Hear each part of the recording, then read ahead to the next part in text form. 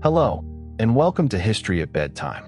Before Persia became a word that frightened kings, before its royal roads crossed mountains and deserts, before its couriers rode through the night, before gold bowls from distant provinces lay in imperial treasuries, there was a highland country in the southwest of the Iranian plateau. The land was not empty, and it was not primitive, but it did not yet look like the center of world power. There were mountains, valleys, seasonal rivers, pastures, villages, fortified places, and clans tied by blood, oath, and memory. The people who lived there called themselves Persians. Their homeland, Persis, lay far from the old cities of Mesopotamia, where kings had written their victories on clay for thousands of years. It lay far from Egypt, where pyramids and temples spoke in stone. It lay far from Lydia, where rivers carried gold and merchants dealt with Greek cities along the Aegean coast. Persis seemed smaller than all of them. To the west stood Babylon, old, wealthy, learned, and proud, a city whose walls and temples had impressed generation after generation.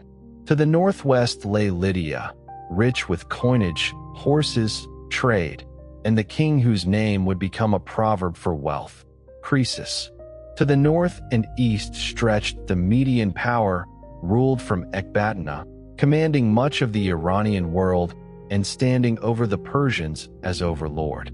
Beyond all of them, as every ancient ruler knew, there were more frontiers, nomads, mountains, deserts, river crossings, and peoples whose names moved in and out of records like shapes at the edge of firelight. In the year usually given as 559 BCE, a man named Cyrus became king of the Persians. At first, he did not inherit a world empire. He inherited a small kingdom under the shadow of larger powers. He inherited a people with courage, memory, and ambition, but not yet the machinery of rule that would make their name known from the Aegean to Central Asia. He inherited a throne that could have remained regional, respectable, and forgotten by most of the world. Within one lifetime, that changed. Cyrus defeated the Medes, whose king had once stood above him. He defeated Lydia and brought the wealth of western Anatolia under Persian rule.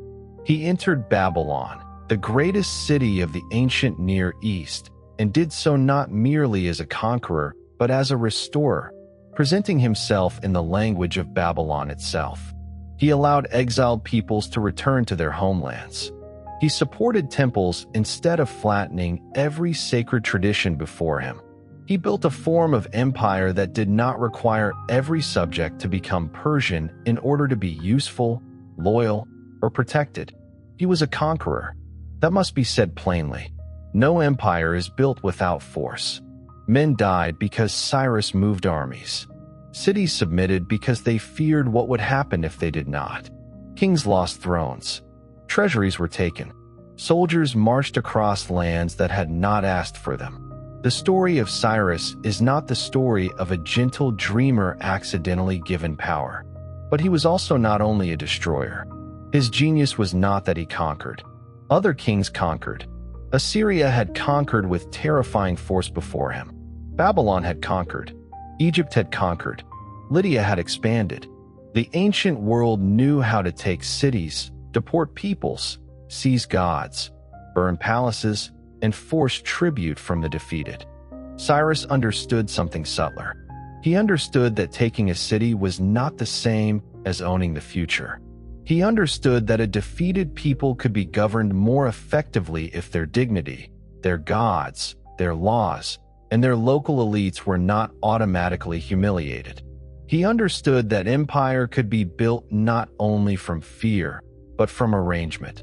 Old institutions kept alive under new authority, local traditions honored inside imperial order, conquered elites invited to continue working, temples restored, roads secured, taxes collected, soldiers recruited, messages carried, and the king placed above the diversity instead of crushing the diversity into one shape.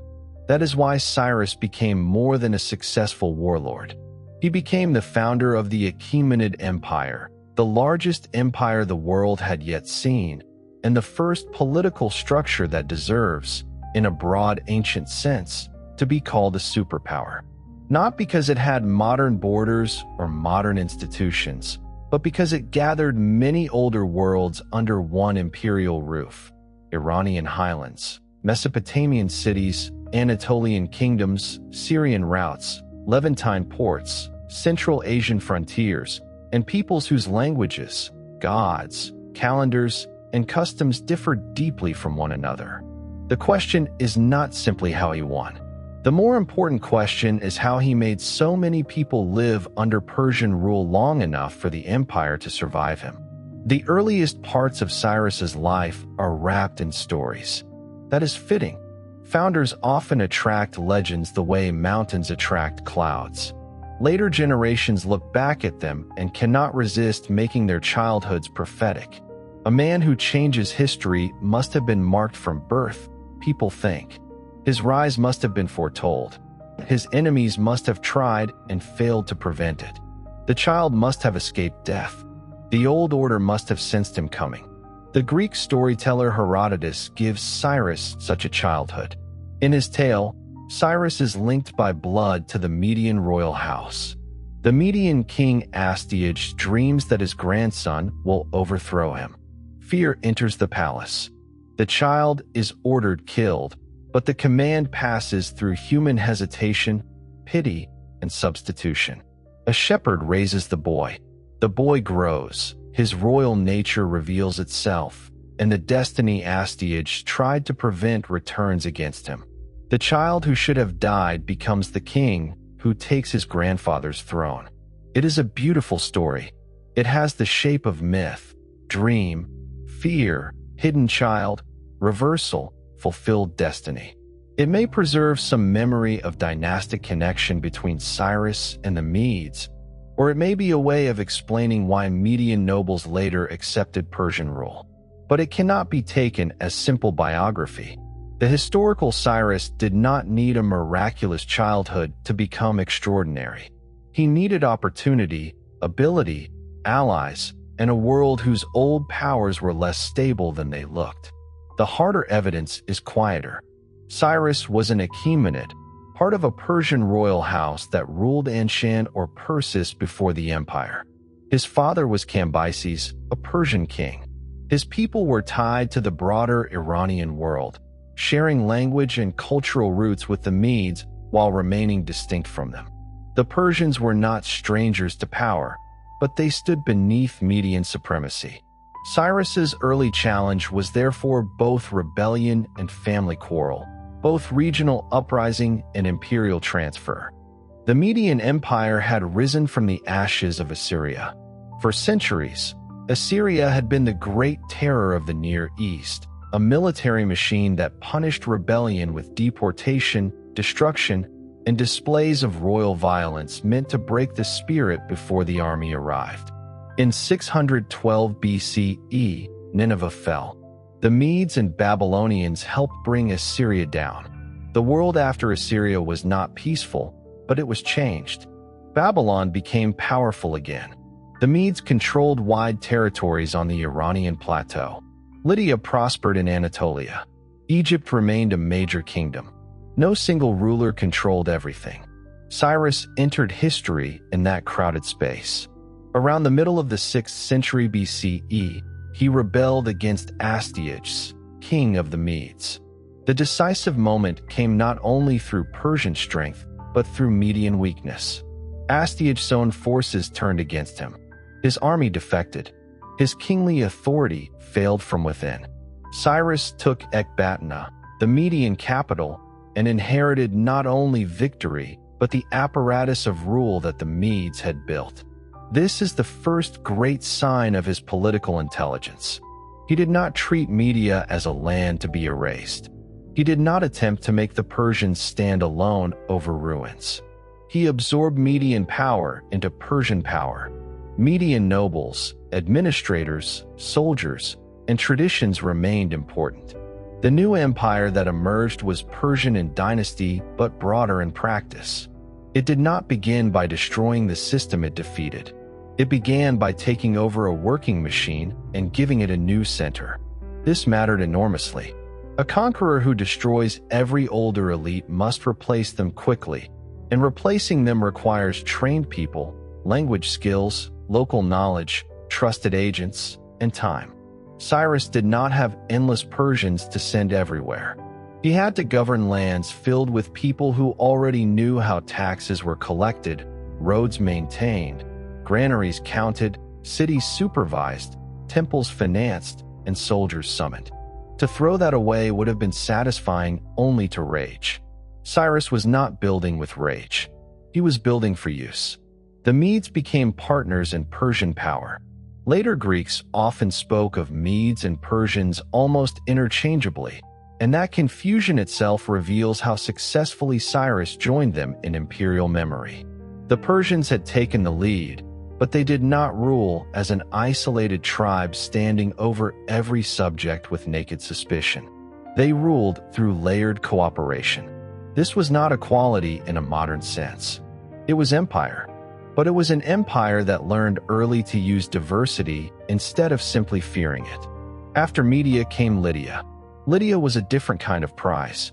If Media gave Cyrus the highlands and the inheritance of Iranian power, Lydia opened the road to the wealthy west. Its capital, Sardis, was famed for riches. Its king, Croesus, became in Greek memory the image of wealth itself. Gold from the river Pactolus, trade with Greek cities, contact with the Aegean world, and a sophisticated court made Lydia one of the most glittering kingdoms of the age. Croesus had reason to fear Cyrus. The balance of power had changed too quickly. A Persian king who had taken Media was no longer a local danger. He was a new force pressing toward Anatolia. Croesus looked for allies and guidance. The famous story says he consulted the oracle at Delphi and received the answer that if he attacked Persia, he would destroy a great empire. He did. It was his own. The story is too perfect not to have been polished by time, but it captures an ancient truth about ambiguous promises and human desire. Croesus heard what he wanted to hear. Power often does that. It turns uncertainty into permission. It takes a warning shaped like a riddle and treats it as approval. Croesus crossed the Halys River and moved against Cyrus. After an inconclusive battle, he returned to Sardis, expecting the campaign season to pause. Armies often slowed with winter. Allies could be gathered. Plans could be made. Time, he thought, was his. Cyrus did not give him time. He pursued. That decision reveals another side of Cyrus: speed. The ability to move before an opponent has emotionally accepted that the situation has changed is one of the great arts of command.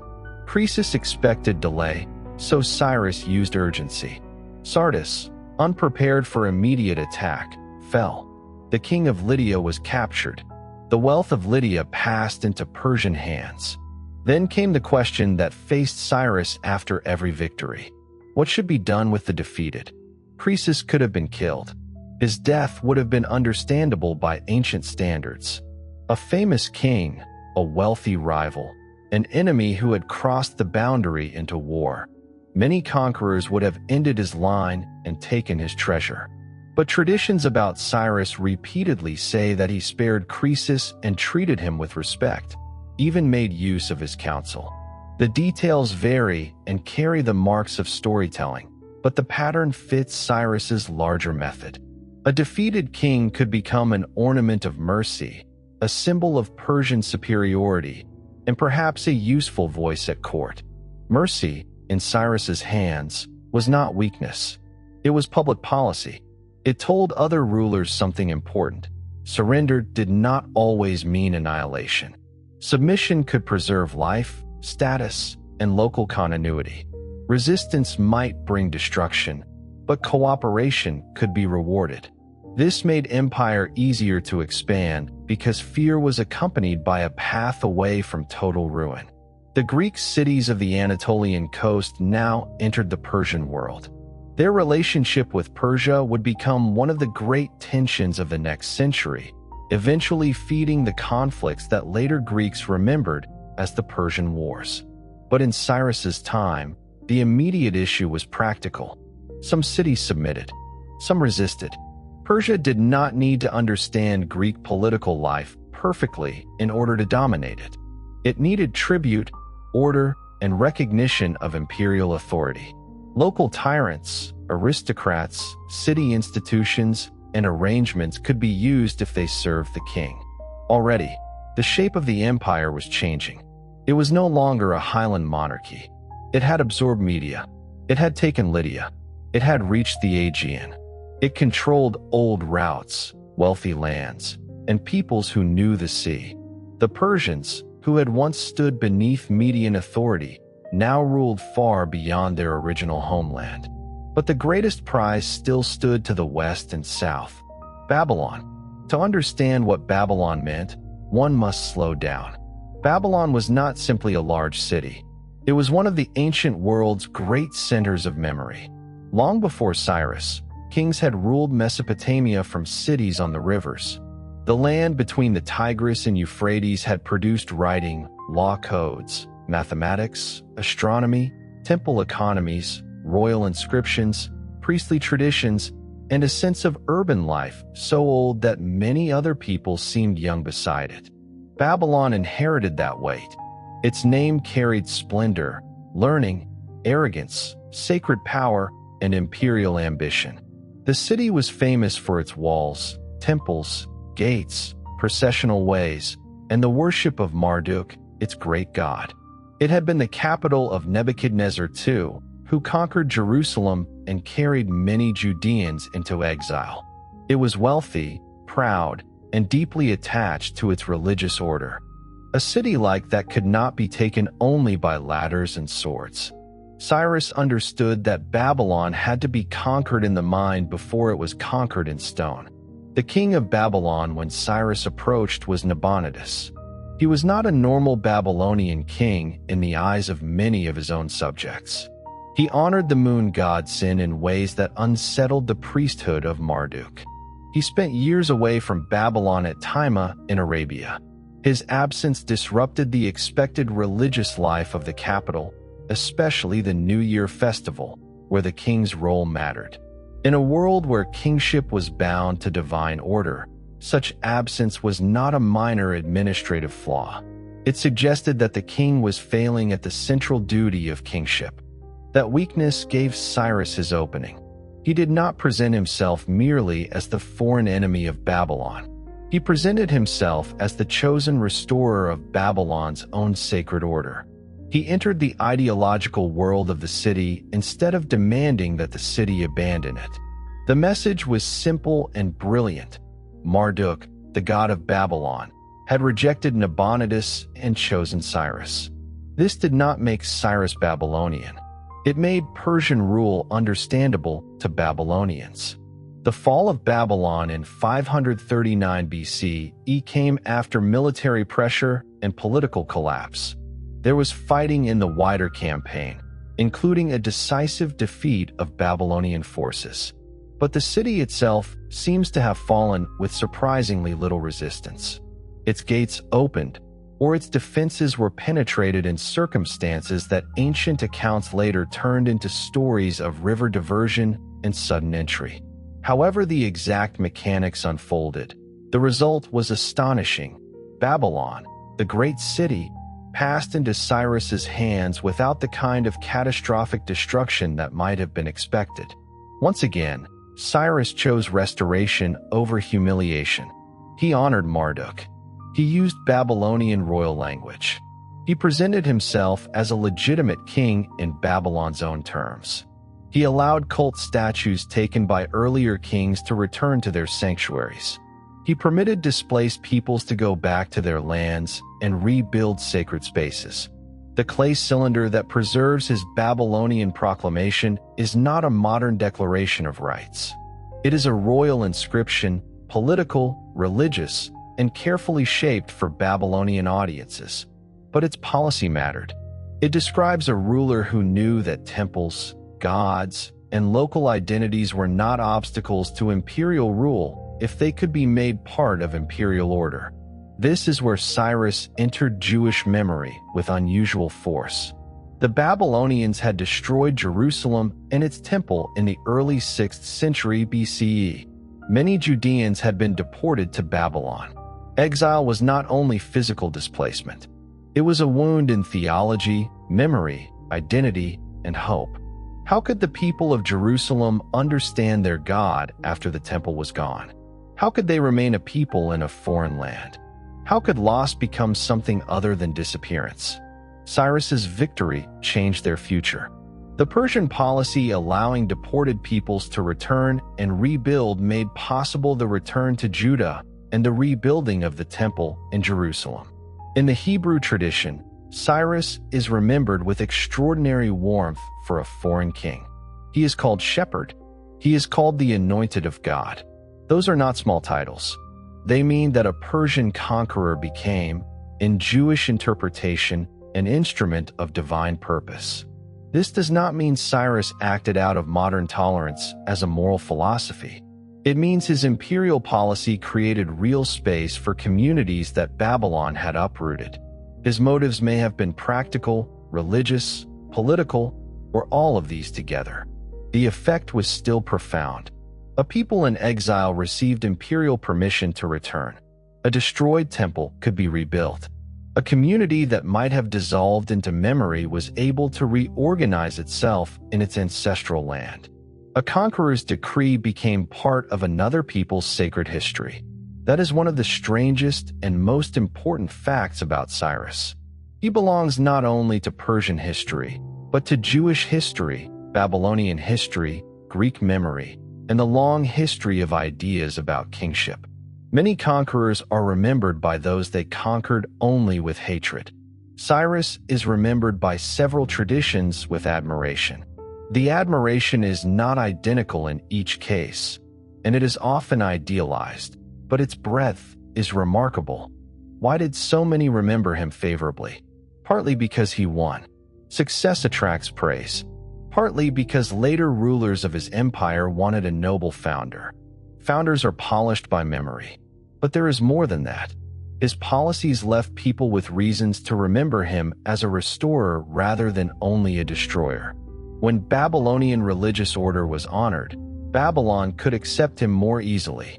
When Jewish exiles were allowed to return, Jewish memory had reason to bless him. When Greek writers looked at Persian monarchy, even those who feared Persian power could imagine Cyrus as the model of a king who knew how to rule. The empire he built required such intelligence because it was too large and diverse for simple terror. Imagine the range of its peoples: Persian clans in the highlands, Median nobles and soldiers, Babylonian priests and scribes, Lydian administrators and merchants, Greek cities on the coast, Judean communities returning from exile, Elamite traditions in the Old Southwest, Anatolian regions with their own gods and languages, Central Asian peoples on the frontier, nomads whose mobility made them difficult to command, farmers tied to irrigation, traders moving through old routes, temple households with their own wealth, local dynasties with deep roots. A ruler who tried to make all of them identical would fail. Cyrus did not need them to be identical. He needed them to be ordered. This is the heart of the first superpower he built. It did not erase local worlds. It placed them inside a larger political frame. Tribute flowed upward. Soldiers could be summoned. Roads and messengers connected the king's will to distant provinces. Local authorities continued where useful. Imperial representatives watched, collected, judged, and commanded. The king stood at the top not by being everywhere in person, but by making his presence felt through systems. Later kings, especially Darius, would formalize this structure more clearly. Satrapies, standardized tribute, imperial roads, monumental inscriptions, royal ideology, coinage in some regions, and administrative languages. Cyrus laid the foundation. He proved that such a world could be gathered. His successors learned how to make it more regular. The title King of Kings captures the idea. A smaller king rules one people. A king of kings rules over rulers. He does not necessarily abolish every local authority. He subordinates them. He becomes the summit beneath which many older hierarchies continue to exist. This is empire as layering, not replacement. Persian power became strong partly because it knew how to stand above other powers without always smashing them flat. Yet accommodation had limits. Cyrus was generous to those who submitted, not to those who threatened imperial order. Persian tolerance did not mean freedom from Persian rule. Tribute still had to be paid. Revolt could be punished. Soldiers still marched. The empire still used force at its foundation and at its borders. It is important not to turn Cyrus into a modern humanitarian. He was a king of the ancient world. He built power by conquest.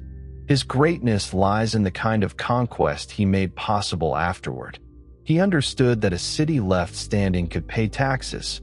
A temple restored could bless the new order. A defeated king spared could become a symbol. A local elite respected could govern more effectively than a foreign official who knew nothing. A people allowed to keep their gods might accept the emperor as one more power within their sacred universe. The sword opened the gate, but policy kept the gate from becoming a permanent wound. The ancient Near East had seen deportation as a tool of empire. The Assyrians had mastered it. Populations were moved to break resistance, supply labor, and weaken local identities. Babylon had used deportation too. Cyrus reversed some of these policies, not because he opposed empire, but because he preferred a different imperial logic. Instead of uprooting every identity that might resist, he could turn local identity into a pillar of order. A restored community might be grateful. A restored temple might pray for the king. A returned god might legitimize the ruler who sent him home. It was morally better for many subjects. It was also politically brilliant. The Cyrus Cylinder has become famous because of this policy. In modern times, people have often called it an early charter of human rights. That phrase is too simple. The cylinder was not written as a universal statement that all humans possess equal rights. It was not modern. It did not imagine citizenship as modern people do. It belonged to the language of kingship, temple restoration, and political legitimacy. But the modern enthusiasm is not entirely without reason. The cylinder shows an ancient conqueror presenting his power through restoration instead of terror.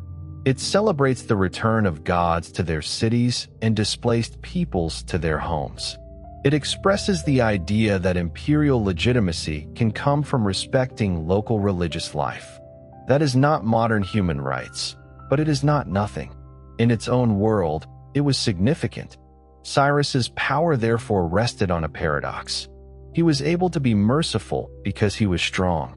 Mercy without power may be ignored. Power without mercy may be hated. Cyrus combined the two in a way that gave him choices other kings did not have. When he spared Croesus, he could do so because Croesus was no longer dangerous. When he restored Babylonian cults, he could do so because Babylon was already his. When he allowed exiles to return, he could do so because their gratitude would strengthen, not weaken, his rule. This does not make the mercy false. It makes it imperial. The court of Cyrus must have been a place where many worlds touched one another. Picture the scene after Babylon had fallen and Lydia had been taken. Persian nobles in bright garments. Median officers who had once served another king. Babylonian scribes who knew the old languages of administration. Lydian envoys accustomed to Greek trade and Anatolian wealth. Men from Elam who understood the older chancery traditions of the Southwest. Messengers from distant towns waiting for answers. Priests, translators, guards, horsemen, treasurers, tribute bearers, hostages, royal relatives, local rulers, and petitioners all moving in the orbit of one king. The court was not merely decoration. It was government made visible. People came there to seek favor, settle status, offer loyalty, report problems, and learn the new order. A palace is often described by its luxury, but its deeper function is concentration. It brings information toward the center. It makes people watch one another. It teaches the powerful how close they stand to the king. It allows the ruler to reward, intimidate, listen, and arrange. Cyrus had to understand men quickly. A king governing many peoples cannot know every village, but he must know the kinds of people who stand before him. Which defeated ruler can be trusted? Which priest must be honored? Which noble is dangerous if humiliated? Which city will submit for good terms? Which officer can be sent far from home? Which family is useful as ally? Which border people cannot be governed like farmers? Which promise must be public? Which threat must be private? These are not small questions. They are the daily intelligence of empire. Cyrus's reputation suggests that he possessed this intelligence in rare degree. He seems to have known that people are moved not only by fear, but by memory, status, pride, religion, profit, and the desire to be seen. A city may prefer to surrender if surrender preserves its temple. A noble may serve if service preserves his honor.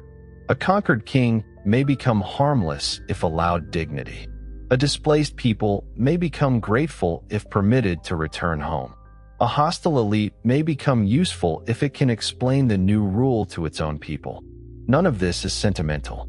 It is power watching the human heart closely. The army that made such politics possible was a changing instrument. The early Persian military drew deeply from the horsemanship of the Iranian plateau. Horses mattered everywhere in Cyrus's world, in scouting, pursuit, communication, elite display, and battle. Cavalry gave movement. Movement gave surprise. Surprise helped Cyrus defeat kings who expected the old rhythm of campaigning. Infantry also mattered, especially as the empire widened and absorbed subject peoples. Armies in the ancient Near East were not simple national bodies. They could include contingents from different peoples, each with familiar weapons, local commanders, and particular skills. The empire's diversity became military diversity. The same political problem appeared on the battlefield: how to make many peoples act within one command. Logistics were as important as courage. A battle may be remembered for a charge, but an empire is made possible by supplies. Men need grain. Horses need fodder. Armies need water, pack animals, spare weapons, camp order, guides, interpreters, bridges, river crossings, and information about routes. A king marching from Persia toward Lydia, or from Babylon toward the northeast, was not merely moving heroic bodies through empty space. He was moving a living machine across difficult land. That machine could not survive on bravery alone. Cyrus's campaigns reveal a world where speed and preparation work together. To follow Croesus quickly after the Lydian king expected winter rest required more than daring. It required confidence that the army could move, eat, and fight at a moment when the enemy did not expect it. To approach Babylon required knowledge of political fracture inside the city and military control outside it. To campaign on the northeastern frontier required endurance in lands unlike Mesopotamia or Lydia. The first superpower was built by feet, hooves, wheels, boats, ledgers, and stored grain. It is easy to speak of empire as if it were a map colored in one shade. But the map hides the weight. Every new region added distance. Every distance required communication.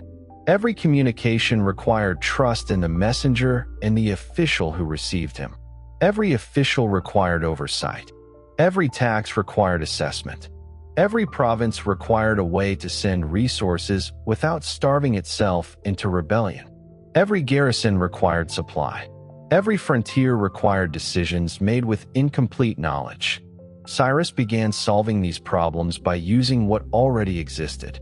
Mesopotamia had scribes and temple economies. Lydia had wealth and connections to Western trade. Media had highland administration and military networks. Elam had older traditions of record-keeping. Local rulers had knowledge of roads, harvests, and families. Cyrus's empire was not built by inventing everything from nothing. It was built by connecting older systems under a new center. This is one reason Persia could expand so quickly. A pure conqueror burns bridges. Cyrus used bridges. He used people who knew how their worlds worked. He used religious authority where it could support him. He used royal traditions older than his own dynasty. In Babylon, he did not speak only as a Persian. He spoke as a Babylonian king should speak. In Media, he did not erase Median power. In Lydia, he turned conquest into control of a rich administrative and commercial region. Each victory brought not only land, but tools of further rule. This method had another effect. It made the empire feel ancient almost immediately. Persia was new as a superpower, but it wore the garments of older worlds. Babylonian sacred kingship, Median nobility, Lydian wealth, Iranian royal charisma, local temple traditions, and old scribal habits all gathered around Cyrus. He did not look like a beginner ruling raw conquest.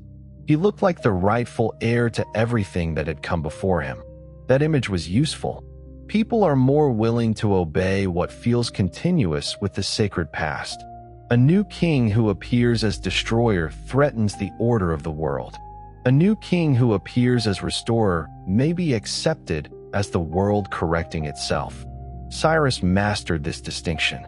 Babylon shows it most clearly. A lesser conqueror might have entered Babylon as a foreign victor and announced the superiority of Persian gods. Cyrus did not need that. He allowed Babylon to explain his victory in Babylonian language. Marduk had chosen him. Nabonidus had failed. The city was not conquered by chaos. It was restored to proper order. The new king was foreign by birth, but legitimate by divine selection. This was not just propaganda pasted onto conquest.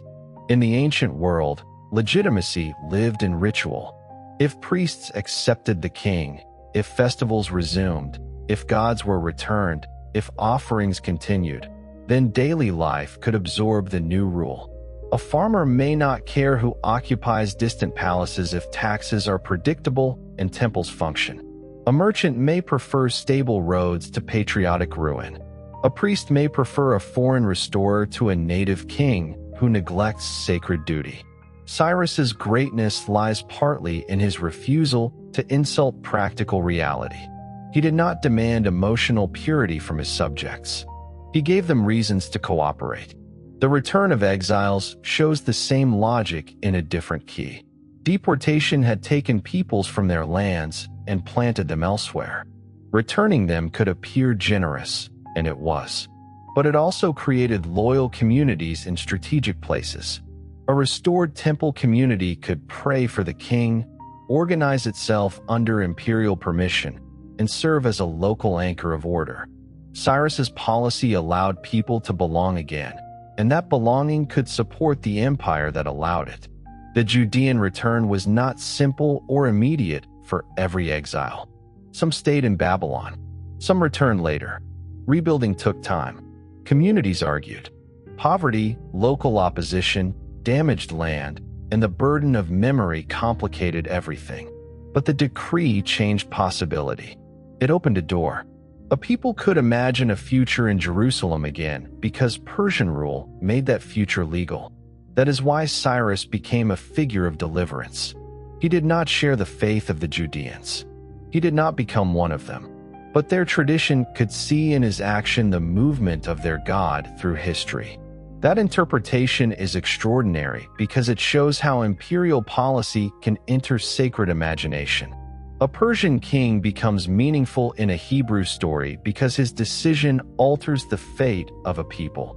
This also reminds us that the greatest consequences of policy may unfold far from the king's own intention.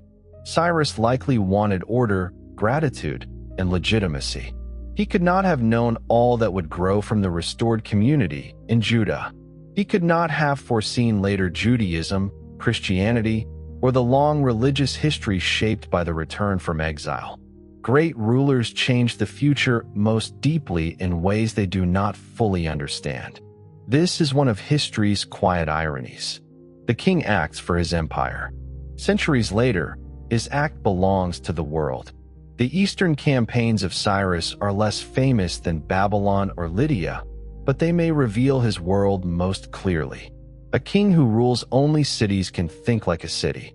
A king who rules an empire must think like a frontier. The northeast was not a row of stone capitals waiting to be taken. It was a wide, difficult zone of steppe, mountain, river, pasture, and mobile peoples. Settled empires have always found such frontiers hard to master. A city can be besieged. A nomadic confederation can move. A palace can be captured. A people with horses and herds can withdraw beyond the reach of heavy armies, then return when the season changes. The Persians themselves understood horse culture better than many settled peoples did. They came from a landscape where riding, hunting, and highland mobility mattered. But the nomads of the farther northeast lived with even greater fluidity. Their power was not concentrated in walls. It was carried in bodies, animals, family groups, and seasonal movement. To fight them required patience, speed, and a willingness to accept that victory might never look like the capture of Babylon.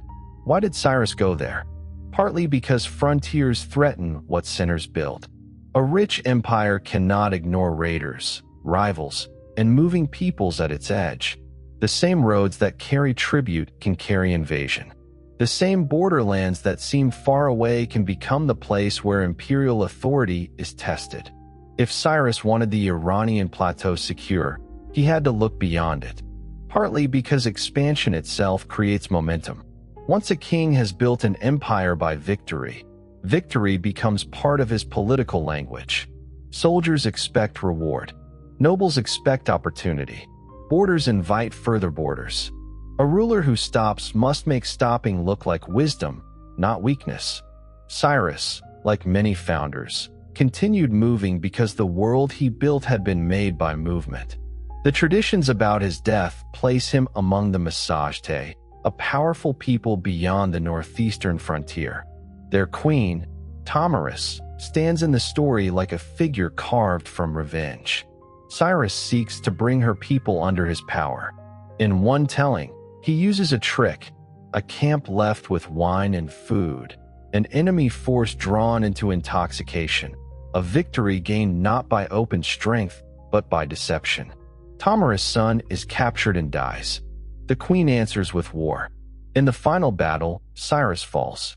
Tamaris has his head placed in blood and speaks the kind of sentence ancient storytellers loved. He had never had enough blood, and now he may drink his fill. The tale may be legendary. It is too morally complete to be handled carelessly. The conqueror who spared kings and restored temples is here shown as a man who overreaches, deceives, and is punished by a woman beyond his world. The empire builder meets a people who will not be incorporated. The king who turned defeat into order meets defeat that cannot be turned into anything. Yet the story survives because it satisfies a deep need. Great power asks for an ending equal to its size. A quiet fever in old age would not do for Cyrus. A fall at the frontier, beyond the settled world, against a queen of nomads, gives his death the shape of warning. Even the greatest king is mortal. Even the largest empire has edges. Even the man who knows how to govern cities may misjudge people who do not live by cities. Other traditions give different endings, but all preserve the sense that Cyrus died in campaign. He did not end as a retired builder of monuments. He died still connected to the military energy that had made him king of kings. His body was brought back to Pasargadae. That return matters. The empire stretched across old kingdoms, but the founder came home to Persis. Pasargadae was not the largest city in the empire. It did not possess the ancient prestige of Babylon or the wealth of Sardis. But it was Cyrus's capital, the place where Persian royal space took form. It stood in the homeland, in a plain surrounded by mountains, a place where royal architecture, garden design, and memory could announce that the empire had a Persian heart. The tomb of Cyrus remains one of the most arresting monuments of antiquity because it refuses to overwhelm. A stepped base, a simple chamber, a gabled roof, pale stone, open sky. It does not look like the tomb of a man who changed the map of the world. That is part of its power. The pyramids of Egypt proclaim eternity through mass. Assyrian palace reliefs proclaim domination through carved violence. Babylon proclaimed sacred grandeur through walls and processions. Cyrus's tomb, at least as it survives, speaks in a quieter voice. It suggests dignity rather than thunder. Whether the famous inscription attached to it in later accounts stood there exactly as remembered is uncertain. But the words have become inseparable from Cyrus because they express the humility that later ages wanted to see in him. He gave the Persians their empire and asks only not to be begrudged the little earth that covers his body. The phrase is moving because it brings scale and mortality into one breath. He gave an empire. He asks for earth. That is the final contrast of kingship. A ruler may command lands, peoples, treasuries, and armies, but the body returns to a small space. The empire expands outward. The grave closes inward. Every conqueror is eventually reduced to the size of burial. The story of Cyrus after death becomes the story of what survives a founder. His son Cambyses inherited the empire and conquered Egypt, bringing another ancient civilization under Persian rule. This was no small continuation. Egypt had been one of the great powers of the world for millennia. Its conquest showed that Cyrus had not merely won a series of campaigns. He had created a platform from which further expansion was possible. But succession is always dangerous. The empire soon faced crisis. Cambyses died. A disputed claimant seized power. The royal house shook. Then Darius emerged, seized the throne, crushed rebellions, and reorganized the empire with administrative brilliance. Darius made inscriptions, structured tribute, strengthened roads, and gave imperial ideology a monumental form. The empire, known from later images of Persepolis, processions of subject peoples, and the formal phrase King of Kings, owes much to Darius. But Darius built on Cyrus. The world Darius organized had been opened by Cyrus. The legitimacy of the dynasty rested on the founder's memory. The idea that Persia could rule many peoples was no longer theoretical. Cyrus had proved it in practice. Darius made it more systematic, but Cyrus made it possible. This distinction matters because founders and organizers are not always the same kind of person. A founder sees opportunity where others see established order. He moves before the world has adjusted. He breaks the old frame.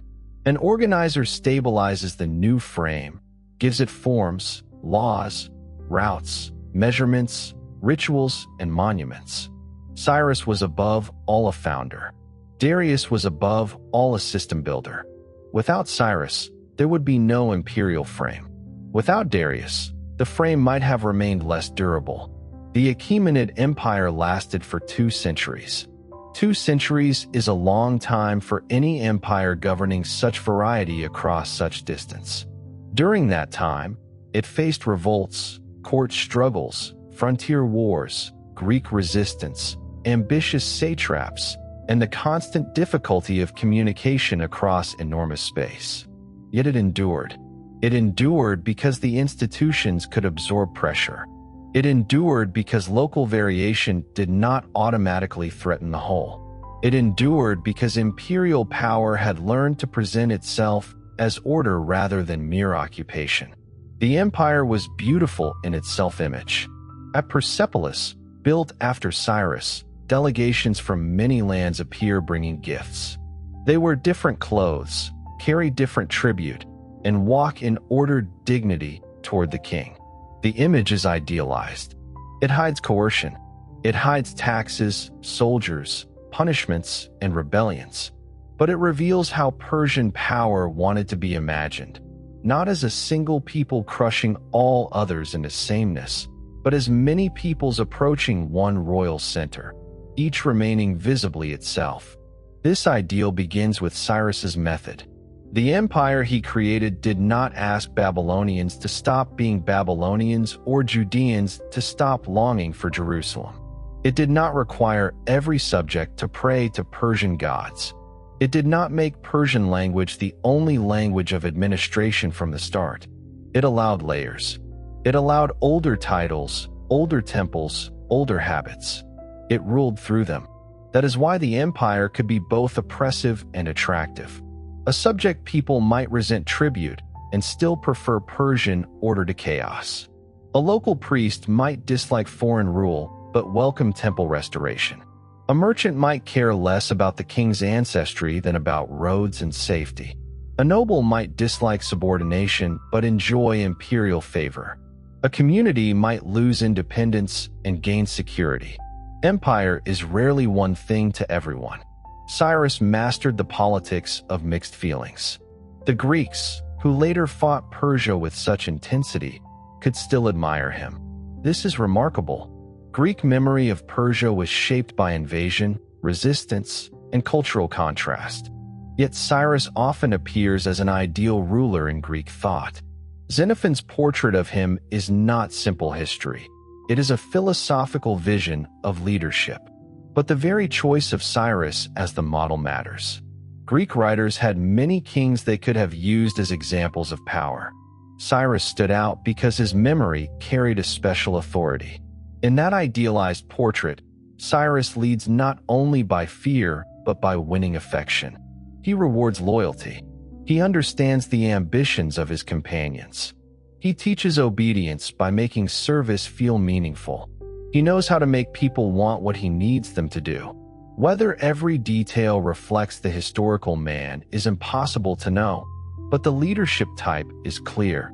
The ruler who understands that love and honor can make power more durable than terror alone. This kind of leadership is dangerous and effective. Dangerous because it can make domination feel noble. Effective because human beings serve more deeply when they believe their service has dignity. Cyrus's reputation rests on his ability to make imperial service feel like participation in a larger order. His subjects did not become free equals, but many could find a place inside the imperial world, and having a place is powerful. Persian royal ideology also carried a moral claim.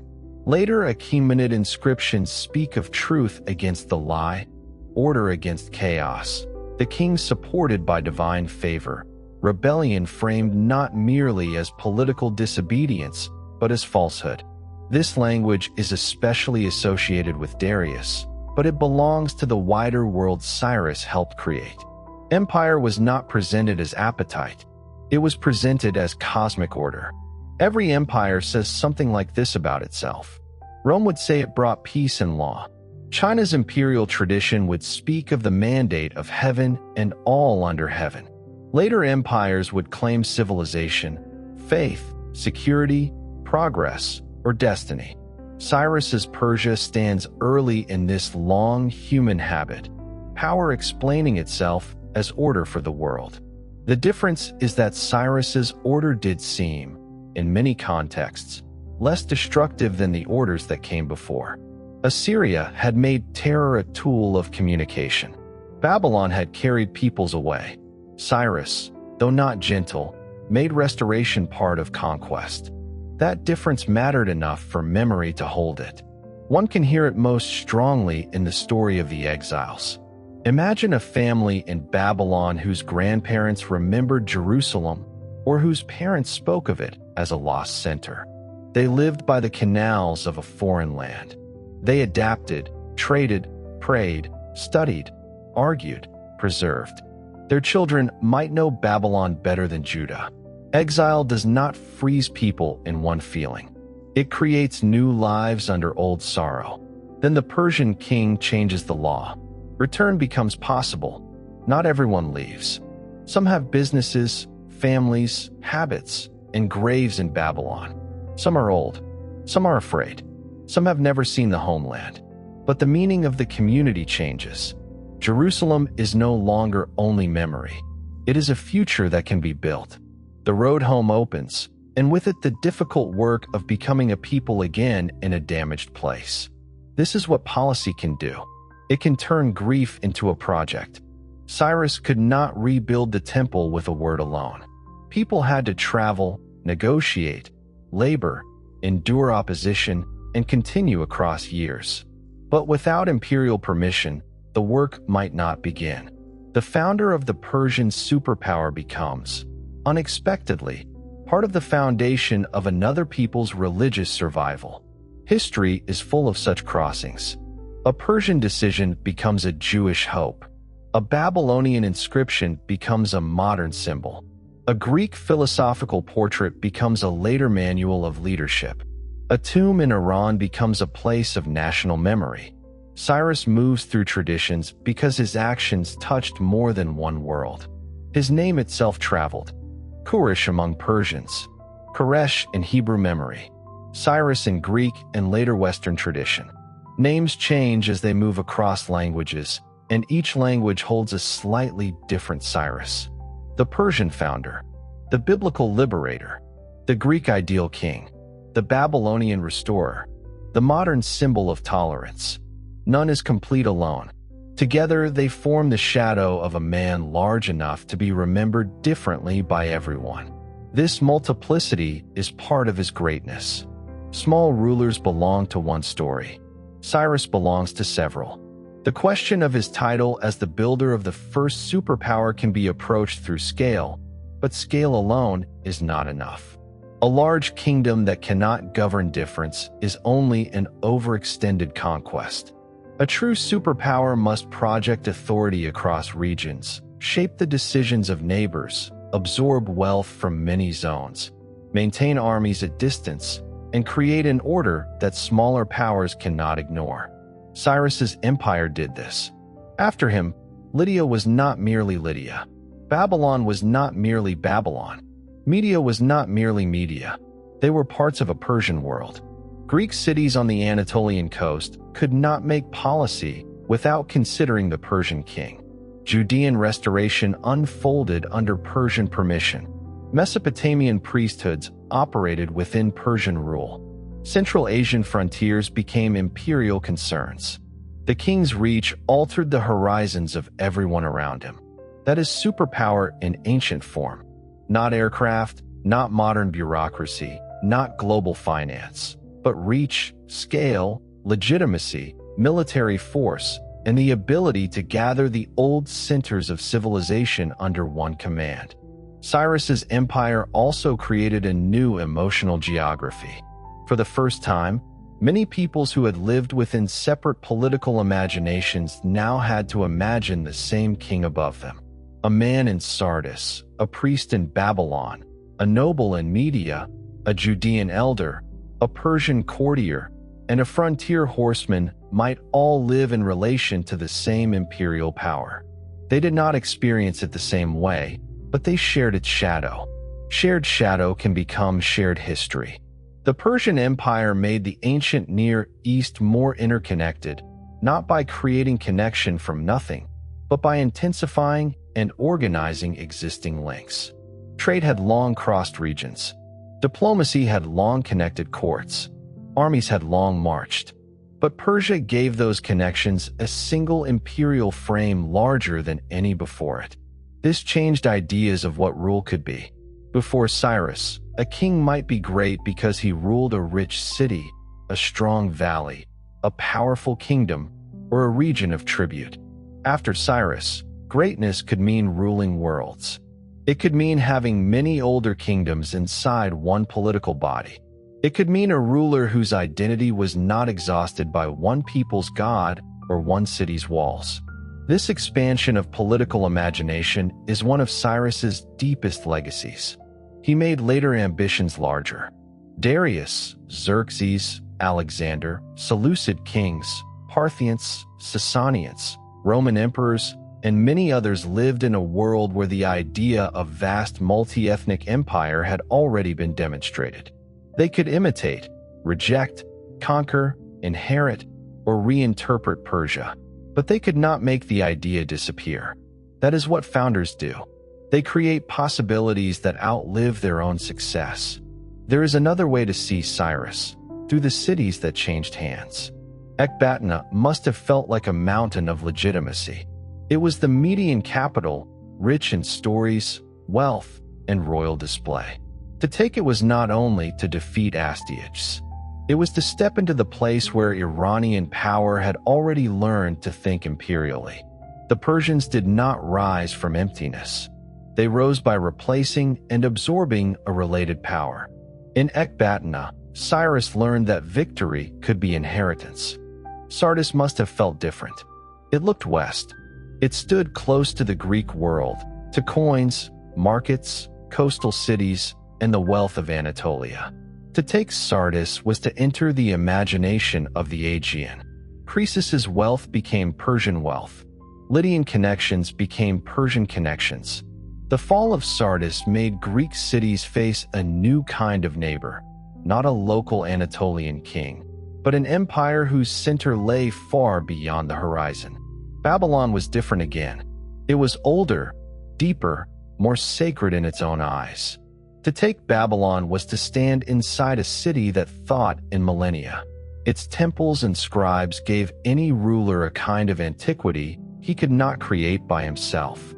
When Cyrus entered Babylon, he did not merely gain territory. He gained the ability to present himself as successor to one of the world's oldest traditions of kingship. Each city gave him something. Ecbatana gave him Iranian imperial inheritance. Sardis gave him Western wealth and access. Babylon gave him Mesopotamian legitimacy and world prestige. Together, they transformed him from a regional ruler into a universal king in the terms of his age. But each city also required him to change his voice. In Media, he could speak as an Iranian noble rising above another Iranian king. In Lydia, he could speak as victor over a wealthy rival and master of Anatolian politics. In Babylon, he had to speak as restorer of Marduk. A lesser ruler might have used one language everywhere. Cyrus learned to be legible in several worlds at once. This is a rare gift. People often confuse firmness with sameness. They think authority must sound identical in every place. Cyrus's authority was firm because its center was clear, but its surface could adapt. The king remained king. The empire remained Persian, but the message could change shape as it moved. That flexibility was not confusion. It was mastery. The same pattern appears in religion. Cyrus did not try to make his subjects worship one imperial god. He did not need their souls in that sense. He needed their cooperation, and cooperation was easier if their sacred worlds were not insulted. Babylonian gods could return to their temples. Judeans could rebuild in Jerusalem. Local cults could continue. The king's greatness was not reduced by allowing many gods to be honored. It was enlarged because many priesthoods could now speak well of the same ruler. This was not secular tolerance. The ancient world did not divide religion and politics that way. It was sacred pragmatism.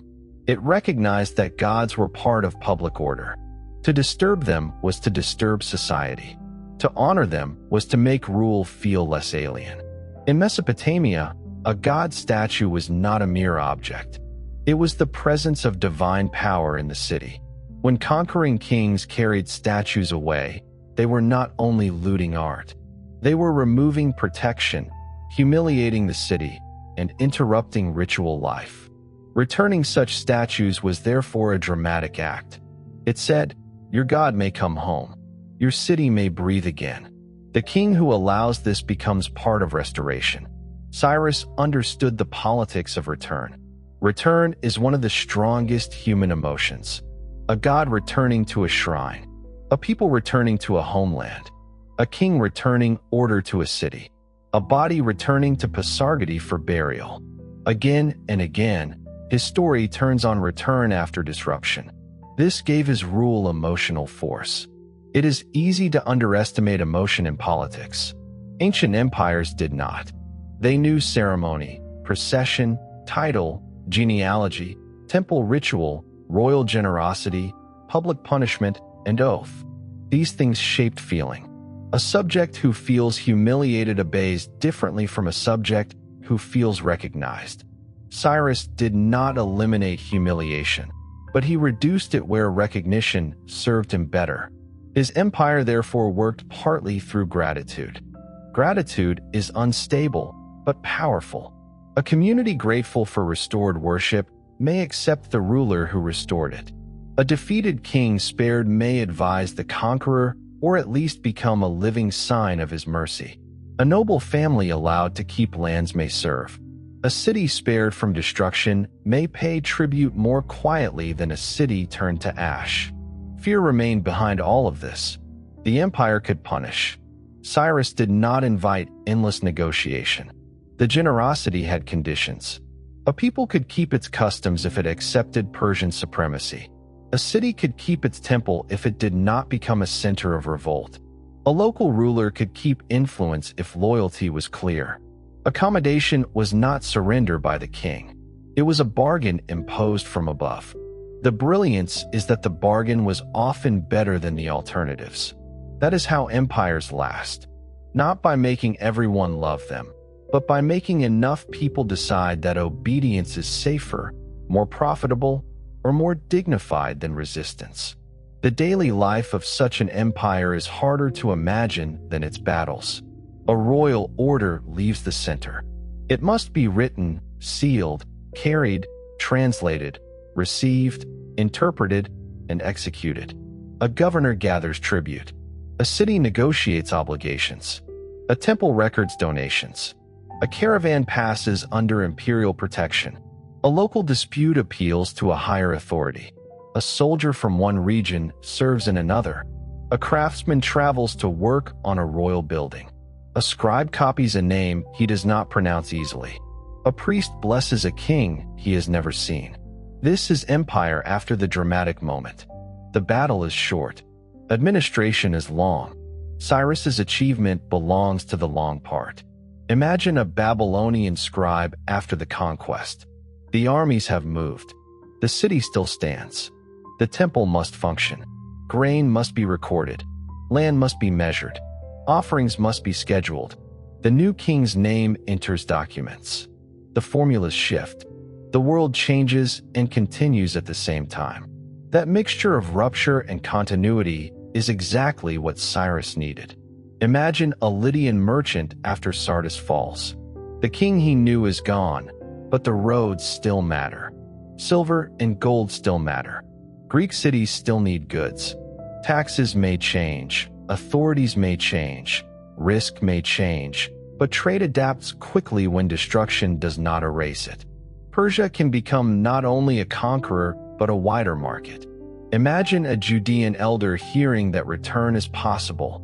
The news is not simple joy. Return means leaving what has become familiar. It means going to a damaged land. It means rebuilding ruins. It means negotiating with those who remained behind and those who settled in the meantime. It means hope with labor attached. Cyrus's decree opens the door, but walking through it costs strength. Imagine a Median noble after Astyages falls. His old king is defeated, but Cyrus does not remove every Median from power. The noble must decide, resist and lose, or serve and remain great under a new dynasty. Many choose service. Their choice helps the empire become stable. They may tell themselves that the Persians are kin, that power has shifted but not vanished, that their honor survives in a larger order. Empire is made from countless such decisions, not only from the king's command, but from the calculations of people below him.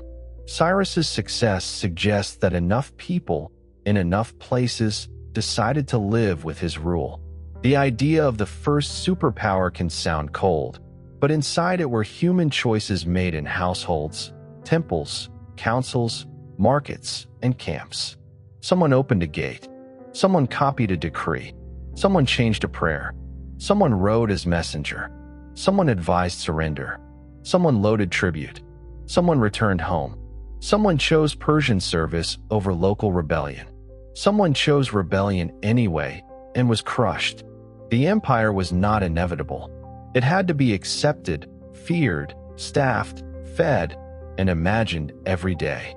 Cyrus's personality matters because systems do not build themselves without human direction at the beginning. He seems to have possessed a founder's combination of vision and practicality. Vision without practicality becomes dream. Practicality without vision becomes routine. Cyrus saw that a new kind of rule was possible and then used existing institutions to make it real. He was not the only intelligent person in his world. The Medes had ruled. The Babylonians had administered. The Lydians had prospered. Egyptian kings and priests understood deep continuity. Assyria had known imperial technique with brutal efficiency. Cyrus learned from the world he conquered. His originality lay not in inventing every tool, but in combining them under a more flexible imperial method. This is how historical greatness often works. Not creation from nothing, but arrangement at the right scale. The Persian homeland gave him identity. The Median inheritance gave him reach. Lydian wealth gave him resources and Western access. Babylonian legitimacy gave him ancient grandeur. Judean gratitude gave him sacred afterlife. Frontier campaigns gave him military reputation. Pasargadae gave him a place of return. Later writers gave him shape and memory. Each layer added to Cyrus until he became more than the man who began. But the man must have been extraordinary. A mediocre ruler could inherit tools and fail to use them. Cyrus used them with astonishing speed. In roughly 3 decades, he transformed the political order of Western Asia. He did not merely win one lucky battle. He repeated success against different kinds of enemies: a related overlord, a wealthy Anatolian monarch, a great Mesopotamian city, frontier peoples. Each required different methods. The pattern of success across difference reveals real ability. His ability included patience as well as speed. Speed defeated Croesus. Patience made Babylon possible. He did not simply storm toward the city. He allowed its internal dissatisfaction to weaken Nabonidus. He shaped his image before or during the conquest as a restorer. He understood that a city's priests could matter as much as its walls. He won a war of legitimacy, not only a war of movement. The best commanders know that every enemy has more than one wall. There is the wall of stone, the wall of morale, the wall of religious confidence, the wall of elite loyalty, the wall of ordinary fear. Break the wrong wall, and the city still resists. Break the right one, and gates open. Cyrus broke the right walls. He did this without losing the capacity for force. That balance is difficult. Rulers who rely on persuasion may be seen as weak. Rulers who rely only on force may create permanent rebellion. Cyrus seems to have carried both sword and olive branch, but never forgot which one made the other credible. The story of Croesus captures this balance beautifully. Croesus begins as the wealthy king, confident enough to test oracles, rich enough to think fortune favors him. He ends as the defeated man who becomes, in later tales, a kind of advisor on the instability of happiness. Cyrus in that story listens. Whether the scene happened as told matters less than what it says about the memory of Cyrus. He is not imagined as a butcher laughing over a fallen rival. He is imagined as a ruler capable of hearing wisdom from the man he has conquered. That is rare in ancient royal storytelling. It suggests that Cyrus's greatness was understood as inward as well as outward. The same inward quality appears in the way he handled identity. Many conquerors want the conquered to see themselves only as defeated. Cyrus allowed them to see themselves as restored under him. This required a kind of imagination. He had to enter the story each people told about itself and place himself there in a role they could accept. For Babylonians, he was restorer of Marduk's order. For Judeans, he was the king who opened the road home. For Persians, he was founder and father. For Greeks, in later reflection, he was the model ruler whose education made empire possible. These roles are different, but not contradictory. They show a ruler who became powerful enough to be translated. Greatness translated across cultures is not easy. It means the actions were significant enough that different peoples could use them for their own meanings. Cyrus did not control all those meanings. No one controls memory completely, but he created the events that memory worked on. There is a quiet sadness in founder stories because founders rarely see the full shape of what they begin. Cyrus could not see Persepolis in its later splendor. He could not see Darius carving royal claims at Behistun. He could not see Xerxes crossing into Greece. He could not see Alexander standing before his tomb. He could not see the Cyrus Cylinder displayed in a modern museum or used as a symbol in modern politics. He could not see his name read in religious communities thousands of years later. He could not see the word paradise travel from Persian royal gardens into other languages of hope. He acted in his own time, with his own needs. History enlarged him afterward. That enlargement can distort, but it can also reveal. A small man cannot carry so many later meanings. Cyrus could be idealized because there was enough real achievement for idealization to attach to. The statue may be polished, but it was not carved from air. The most important correction is to resist making him too clean. Cyrus's empire was still empire. It took wealth from subjects. It expanded through war. It imposed kingship from above. Its mercy was selective. Its tolerance was conditional. People who resisted could suffer. The roads that carried messages could also carry armies. The same system that restored temples could demand tribute from them. But the ancient world rarely offers pure heroes. It offers difficult greatness. Cyrus is difficult greatness. The title the Great is sometimes given too easily in history. It can mean only successful, large, victorious. In Cyrus's case, the title has weight. He was great in scale because he built the largest empire yet known. He was great in consequence because his policies affected the survival of peoples and the shape of later civilizations. He was great in imagination because he saw that empire could rule diversity without always erasing it. He was great in memory because even enemies and strangers found reasons to admire him. That does not make him innocent. It makes him worth understanding. The human mind likes simple categories: liberator or tyrant, founder or invader, hero or villain. Cyrus refuses to remain in one. To Babylonian priests, he could be restorer. To Nabonidus, he was usurper. To Judean exiles, deliverer. To defeated soldiers, conqueror. To Persian nobles, fountain of glory. To frontier peoples, threat. To later political thinkers, model. To modern skeptics, empire builder. All of these views touch the truth. History is often most honest when it allows such multiplicity. The night around Pasargadae can hold it. The tomb does not explain which Cyrus is correct. It simply keeps the place where the body was said to rest. The empire has lost its administrative sound. No tablets are being updated in his name. No tribute procession approaches. No horsemen report from Lydia. No Babylonian priest announces the king's favor. No Judean caravan prepares under the first excitement of return. No Median noble weighs his future at court. But the silence allows questions. What kind of power deserves admiration? Can conquest be judged by what follows it? Is mercy still mercy when it is useful?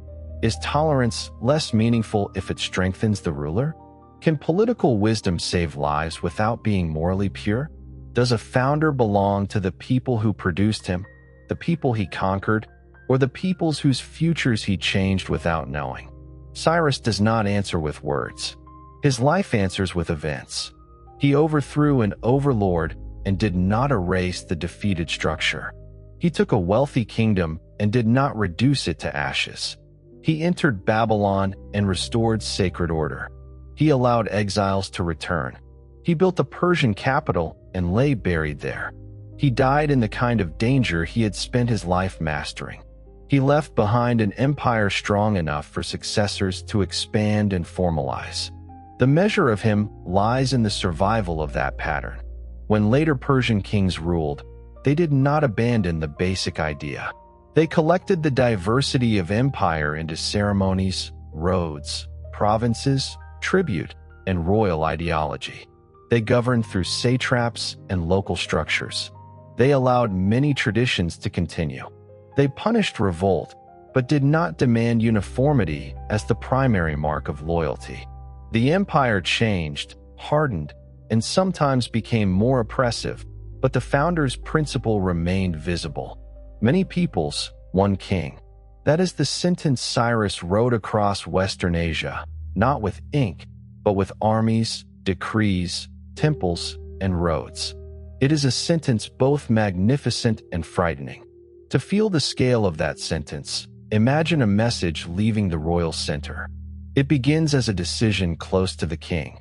Perhaps a province is to send supplies. Perhaps a temple privilege is confirmed. Perhaps a governor is replaced. Perhaps a frontier commander receives orders. The decision becomes words. Words become writing. Writing receives a seal. The seal turns speech into authority. A messenger takes it and rides. The road ahead is not simple. Mountains rise. Rivers must be crossed. Deserts must be measured by wells. Local officials must provide fresh animals, food, shelter, or guides. The message may pass through several hands before reaching the person who must obey it. Each hand must recognize the authority behind the seal. Each station must function. Each official must believe that failing the message is more dangerous than obeying it. This is what Cyrus made possible. An empire is a system in which the king's absence still acts. The king cannot be in Babylon and Sardis and Ecbatana and Pasargadae and the northeastern frontier at once. Yet his decisions must arrive. His name must matter in places beyond his sight. His authority must be believed by men who have never heard his voice. That belief is not magic. It is built through victory, reputation, reward, punishment, custom, ritual, and administrative habit. Cyrus's early empire was not as fully organized as it would be under Darius, but its basic needs already existed. A king who rules at distance must make distance obedient. This requires more than roads. It requires people who trust that the road connects to real power. It requires memory of what happened to those who resisted. It requires hope that service will be rewarded. It requires local cooperation because no distant king can see everything. The superpower therefore rests on the small official as much as on the great king. A scribe bending over clay or parchment. A groom caring for a relay horse. A treasurer weighing silver. A governor hearing petitions. A priest announcing the king's favor. A translator finding the right words between languages. A soldier standing at a gate. A caravan leader paying dues. These people are not as famous as Cyrus, but without them, Cyrus's empire becomes only a story of battles. The battles opened space. The administrators filled it with continuity. This is why the image of Cyrus as merely a warrior is incomplete. He was a warrior king, but his deepest victory was administrative imagination. He recognized that a conquered world cannot be held only in memory of terror. It must be given routines. Taxes must become expected. Orders must become familiar. The king's name must appear in records often enough that it feels like part of the world structure. At first, people may obey because they fear the new king. Later, their children may obey because the empire is simply the world they know. That transition is the birth of durable power. Cyrus began it. The Persian Empire also had to manage language. Language is one of the quiet frontiers of rule. A command that cannot be understood cannot be obeyed. A tax record written in the wrong form creates confusion. A royal message must sound authoritative in places with different scribal habits. The Achaemenid world would eventually use several languages and writing systems in different contexts. Old Persian for royal identity, Elamite and Babylonian in administrative and monumental settings, Aramaic as a wide administrative language across many regions. This multilingual world reflects a practical truth Cyrus had already faced. Empire speaks in more than one tongue. The king's authority had to be translated. Translation is never neutral. It chooses the terms by which power is understood. In Babylon, Cyrus's authority could be translated into the language of Marduk's favor. In Judean memory, into the language of the God of Israel moving a foreign king. In Greek stories, into the language of fortune, kingship, and wisdom. In Persian memory, into the language of ancestral greatness. The same man became intelligible through different vocabularies. That may be the secret of imperial charisma. A local king is known in one language. A world king must survive translation. Cyrus did. Even his enemies helped. Greek resistance to Persia in later generations made Persia appear as the great opposite against which Greek freedom defined itself. Yet that very opposition kept Persian kings in Greek memory. Cyrus, standing before the harsher image of later imperial conflict, could become the good Persian king, the founder before decadence, the ruler whose virtues made later decline more tragic. Enemies often preserve what they oppose. The Greeks preserved Cyrus by arguing with Persia. The Hebrew tradition preserved him differently. There, he is not an enemy, but a startling instrument of deliverance. The prophetic imagination sees him as chosen for a purpose he may not understand. This is a profound idea. A ruler outside the community can still serve the community's God. History is not limited to the boundaries of one people's self-understanding. The divine can move through empire, even through a king who does not belong to the covenant. This made Cyrus unique in biblical memory. Foreign kings are often threats, oppressors, or instruments of judgment. Cyrus becomes the instrument of restoration. His power is not denied, it is reinterpreted. The empire that conquered Babylon becomes the empire that opens Jerusalem. For a people trying to understand exile, this mattered deeply. It meant that imperial history itself could be turned toward hope. The Babylonian tradition gives him a third face. There, he appears as the ruler who restores what Nabonidus neglected. The tension between Nabonidus and the priesthood of Marduk becomes the pathway for Cyrus's legitimacy. He does not arrive in that text as a random invader. He arrives as a chosen ruler who brings peace and returns order. Again, the political logic is clear, but so is the human effect. People can accept a new king more readily if the story of his arrival explains their previous suffering. Memory needs explanations. Cyrus offered explanations that worked. This is a different kind of conquest. It conquers the story of what happened. Military victory decides who controls the palace. Narrative victory decides whether the new rule feels like catastrophe or correction. Cyrus often won both. He did not always win gently, and he did not always win without blood. The campaign against Babylon included violence before the city itself was secured. The conquest of Lydia involved warfare. The fall of Median power was not a peaceful election. The northeastern frontier ended in death. The empire's foundations were hard, but Cyrus's reputation rests on what followed the hardness. After the sword, he gave structure. After victory, he gave terms. After conquest, he allowed local life to resume. In ancient politics, resumption was precious. People can endure a change of king if the fields are planted, the temple opens, the market functions, the family eats, the dead are honored, and the future seems possible. Cyrus knew how to let life continue.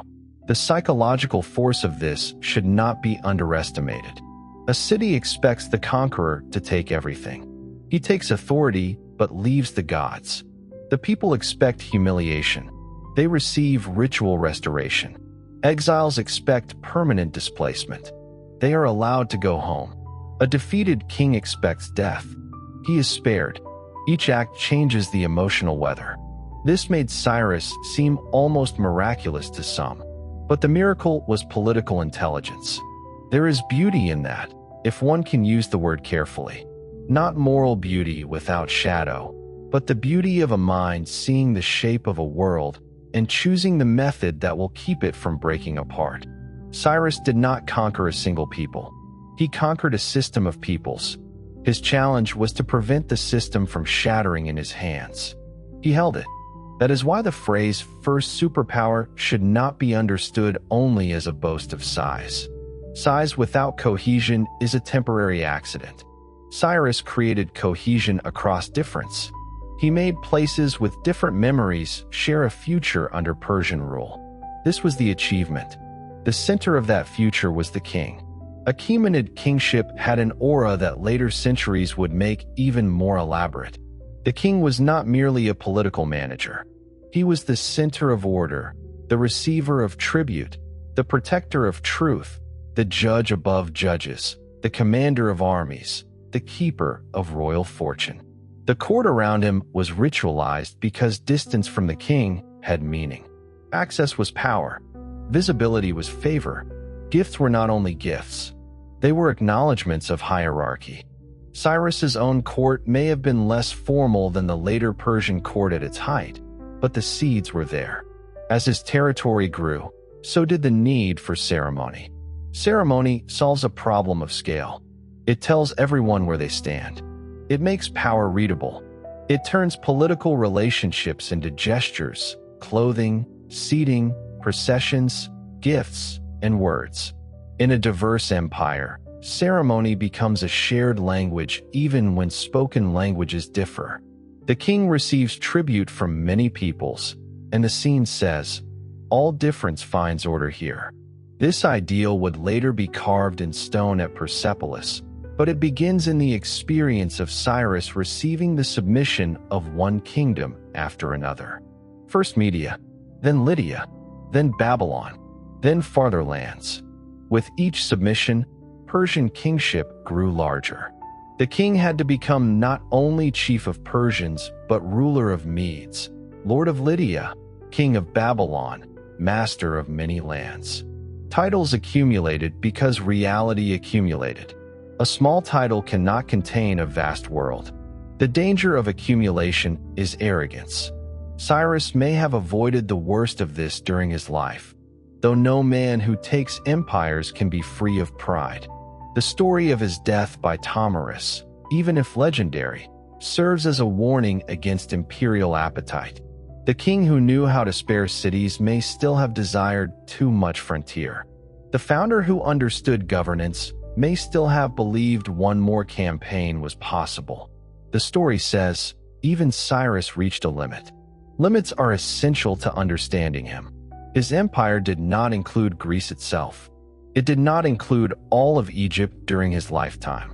It did not conquer the steppe completely. It did not make resistance vanish. It did not abolish the problems of succession. It did not create permanent peace. It was the first superpower, not the final solution to power. The ancient world remained restless. Yet after Cyrus, the restlessness occurred inside a new frame. The Persian Empire became the fact around which others moved. Greek cities had to respond to it. Egyptian kings had to face it. Central Asian peoples had to resist or negotiate with it. Local dynasties had to align with it or against it.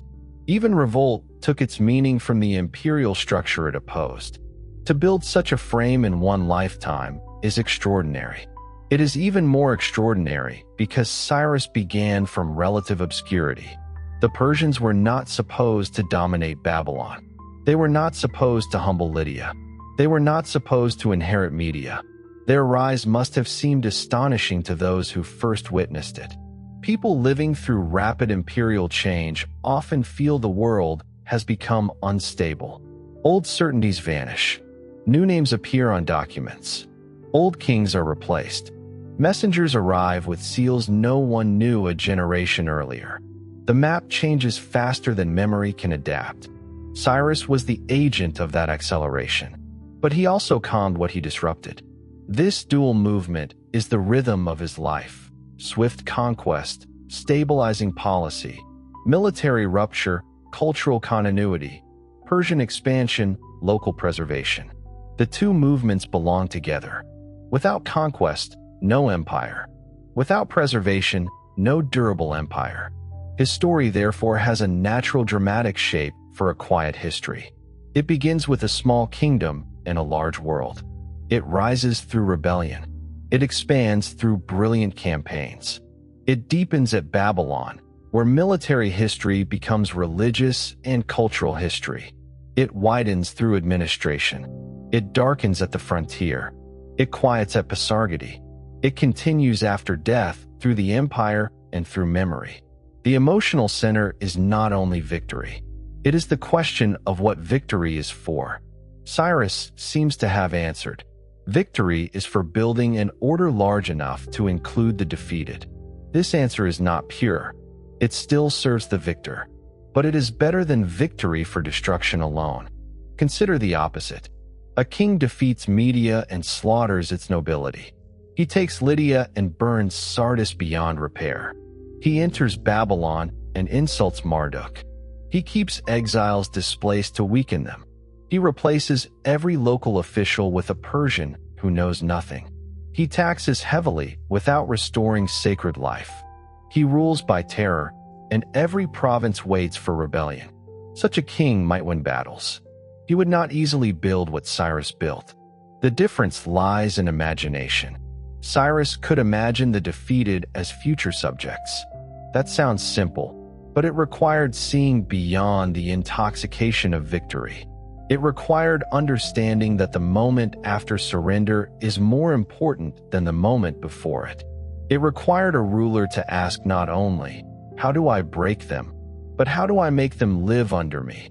This is statecraft. The first superpower was not born from army alone. It was born from statecraft after army. That is why Cyrus remains relevant. Not because modern governments can copy him directly, and not because ancient empires should be romanticized, but because the tension he faced remains recognizable. Power that wants to last must deal with difference. It can destroy difference, suppress it, ignore it, or arrange it. Cyrus chose arrangement more often than many rulers before him. The results were imperfect and immense. There is a reason his tomb still draws feeling. A tomb is a final argument against arrogance. It says every ruler, however vast, becomes local again. The man whose orders moved across regions now occupies one place. The empire that spread outward returns in memory to a small chamber of stone. The body does not rule. The name does. Cyrus's name ruled long after his body stopped. It ruled in the legitimacy of successors. It ruled in stories told by Greeks. It ruled in the gratitude of sacred writings. It ruled in modern invocations of tolerance and rights. It ruled in the imagination of Iranian identity. It ruled wherever people asked what a good king might be, and found themselves returning to the Persian who conquered the world by not destroying all of it. The phrase sounds almost paradoxical. Conquered by not destroying. But that is close to the truth. He destroyed resistance, not identity. He ended independence, not necessarily local life. He took crowns, not always temples. He absorbed kingdoms, not every custom. This distinction does not make empire kind, but it makes Cyrus's empire distinct. In the ancient world, distinction mattered. The memories of conquered peoples are hard to win. Cyrus won some of them.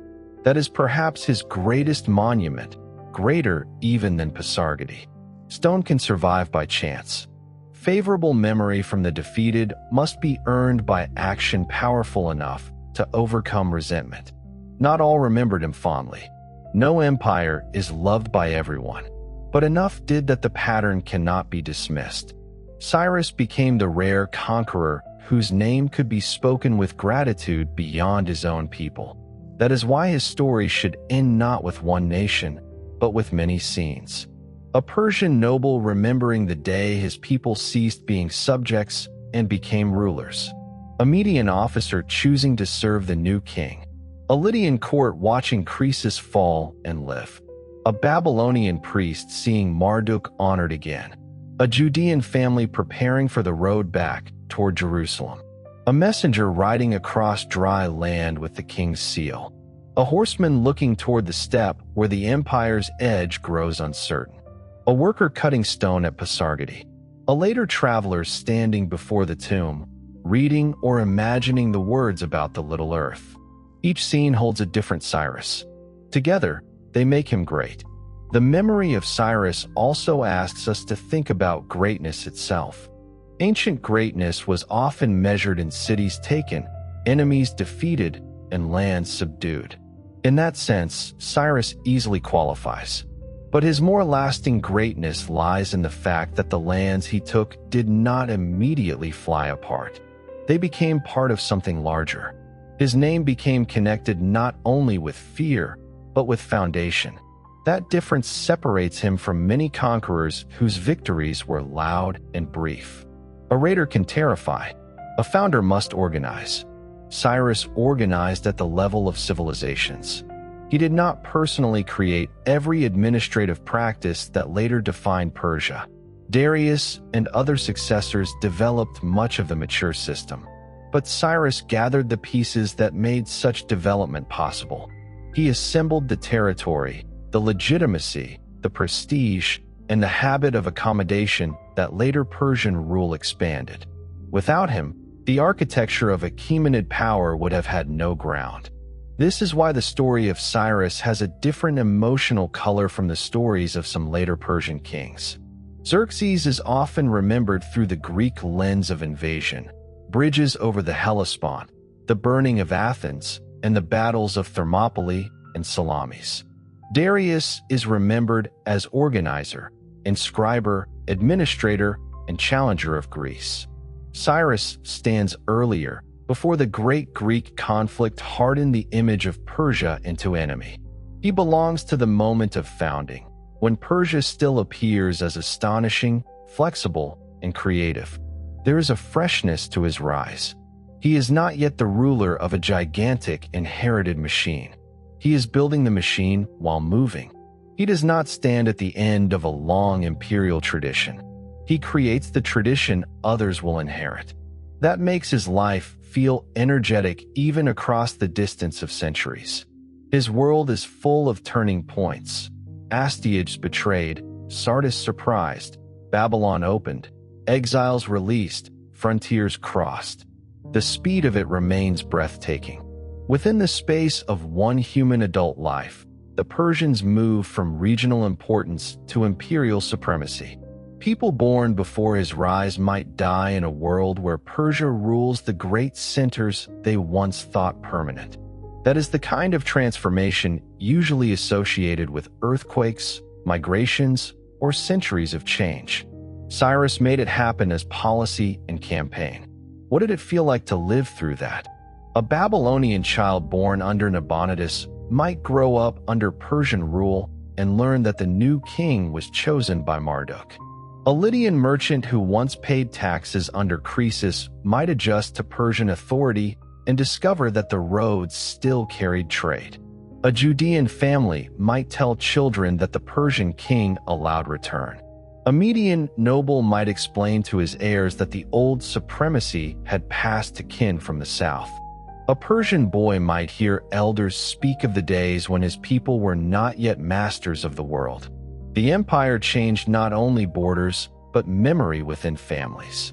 Grandparents remembered one order. Parents adapted to another. Children inherited the new reality.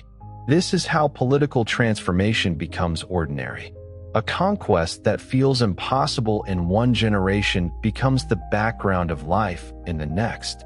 Cyrus's achievement, then, was not only to astonish his contemporaries. It was to make the astonishing become normal. That is the deepest victory of statecraft. The most powerful evidence of an empire's success is not the moment people gasp at its arrival, but the moment they stop gasping and begin arranging daily life inside it. Taxes are paid. Marriages are made. Temples function. Merchants travel. Governors govern. Young people grow up never knowing a world without the king's shadow. The empire has entered time. Cyrus opened that time for Persia. The empire's artistic and architectural expressions would later show the calm confidence of a power that believed itself universal. Yet the beginning must have been full of improvisation. Every conquered region presented new problems. Every new frontier required decisions. Every victory created expectations. Cyrus's brilliance was that he did not let improvisation remain chaos. He turned improvisation into pattern. The pattern was clear enough. Defeat the enemy. Spare what can serve. Honor what gives legitimacy. Punish what threatens. Incorporate elites. Restore sacred order where useful. Let local identity survive beneath royal supremacy. Move quickly when opportunity appears. Speak in the language the conquered can understand. Return to the Persian homeland for the symbolic center. This pattern built a world. The title of father of his people, attached to Cyrus in later Persian memory, is not difficult to understand. For Persians, he transformed destiny. He gave them empire. Before Cyrus, they were one people among many. After Cyrus, they were the ruling people of a vast order. He did not merely make them richer. He changed what being Persian meant. A people that becomes imperial also changes inwardly. Persian nobles now had roles beyond local leadership. They became governors, commanders, courtiers, administrators, and royal kin whose marriages, loyalties, and rivalries mattered across continents. Persian identity became associated with command. The homeland became sacred not because it was largest, but because it was origin. Pasargadae mattered as memory of beginning. Persepolis would later matter as display of empire. Together, homeland and empire formed a powerful dual identity. Cyrus's personal relationship to that transformation can only be imagined. Did he understand, in the middle of his campaigns, that he was founding something unprecedented? Some rulers know. Some only act and let later generations name the scale. Cyrus surely understood the practical magnitude of his victories. He knew that Media, Lydia, and Babylon were not small prizes. He knew that the old balance of powers had ended. Whether he thought in terms of world empire as later people do is another matter. Ancient kings often used universal language, but their universes were shaped by the lands they knew. His world had horizons. Beyond the horizon were always more peoples, more dangers, more lands, more rumors. The title king of the world is always partly aspiration. No ancient king ruled the whole earth, but Cyrus ruled enough of his world that the phrase could feel almost believable. That feeling is important. Superpower is not only measurable territory. It is the way power enters imagination. Smaller rulers begin to think in relation to it. Distant peoples hear its name before they see its soldiers. Its ruler becomes a figure in foreign prayers, fears, stories, and plans. Its policies change the fate of communities that may never meet a Persian noble. Its roads and wars reorganize geography in the mind. Cyrus achieved that. The world became Persian in imagination before it became Persian in every detail. Yet the person at the center remained mortal, and mortality gives the story its final depth. A ruler who succeeds too greatly risks becoming abstract. His name becomes empire, policy, monument, title, but death returns him to the human scale. The story of Tomarus, whether true or not, does this violently. It drags the world conqueror back into the body, blood, head, defeat, revenge. The tomb does it quietly. Stone, chamber, earth, silence.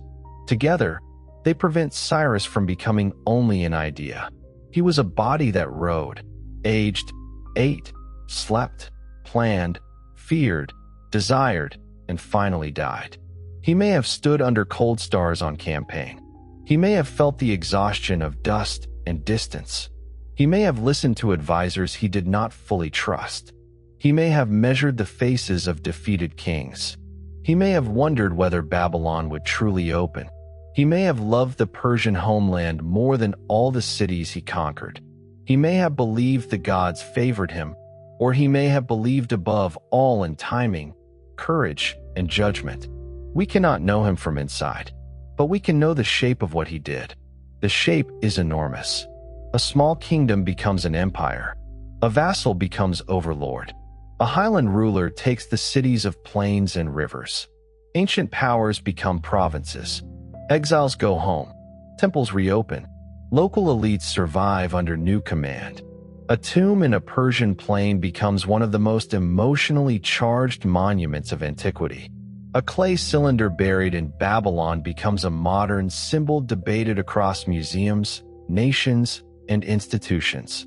A name moves from Persian memory into Hebrew sacred writing, Greek philosophy, Roman admiration, Islamic-era recollection, modern nationalism, and world history. Very few lives travel so far. Cyrus's story is therefore both ancient and strangely modern. Modern states still struggle with plurality.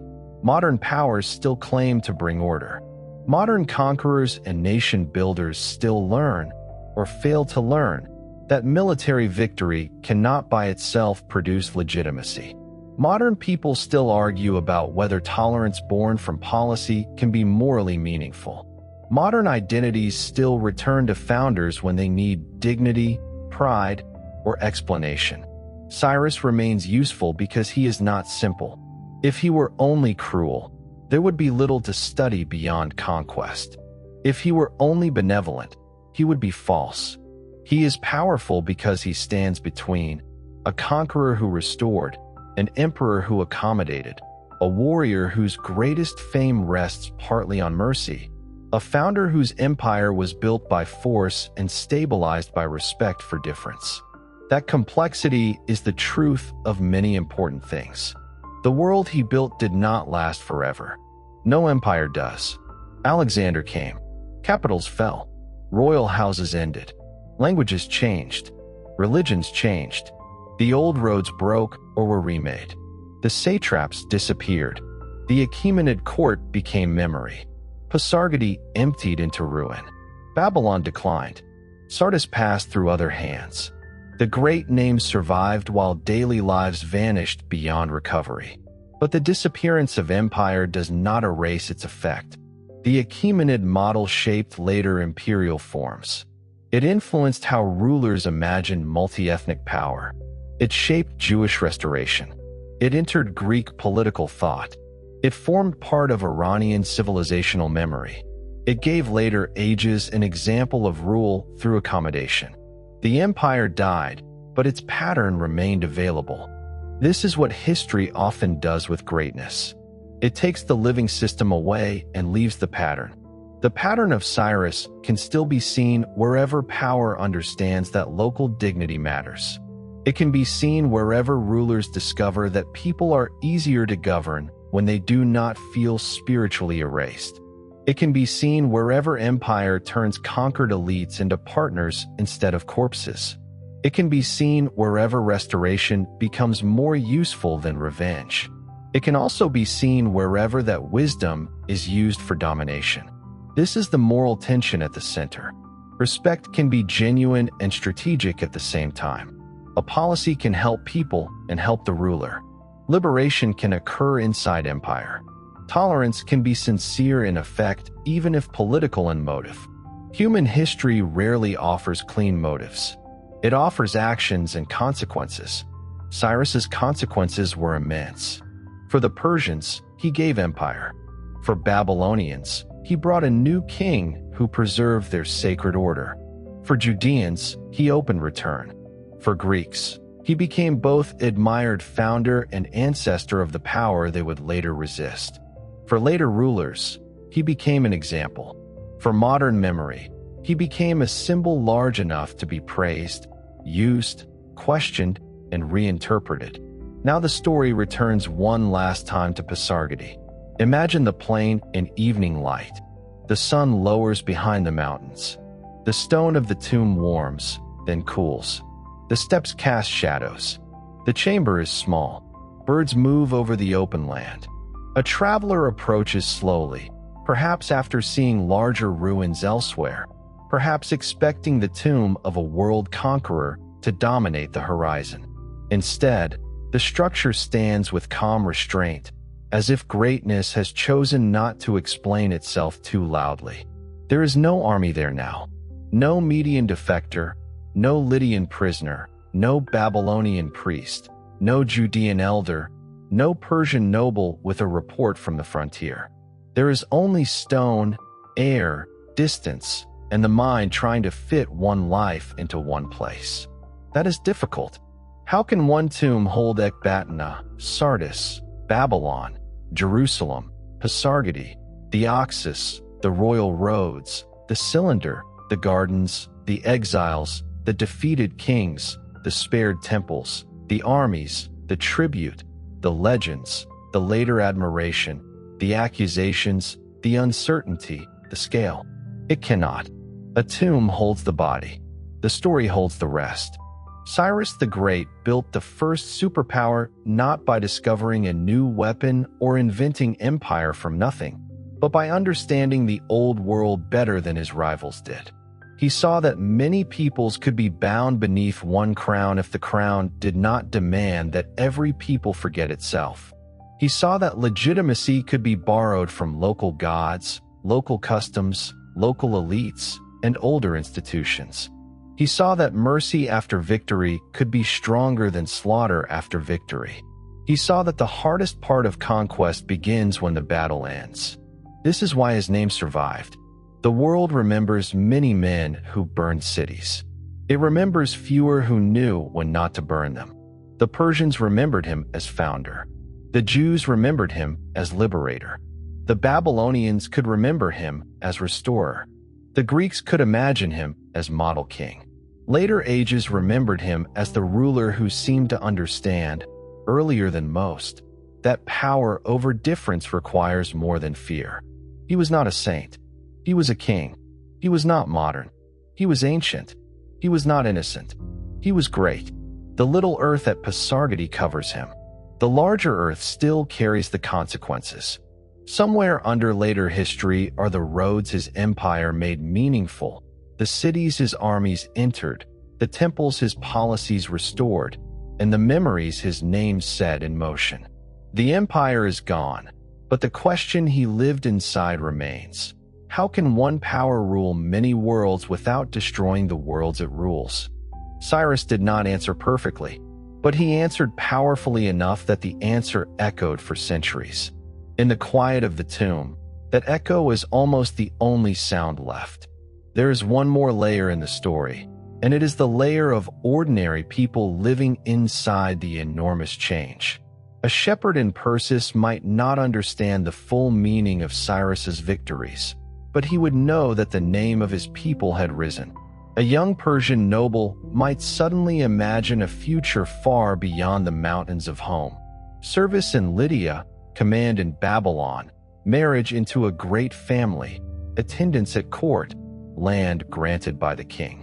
A world that had once seemed limited by local valleys now opened into imperial distance. A Babylonian artisan might experience the same empire differently.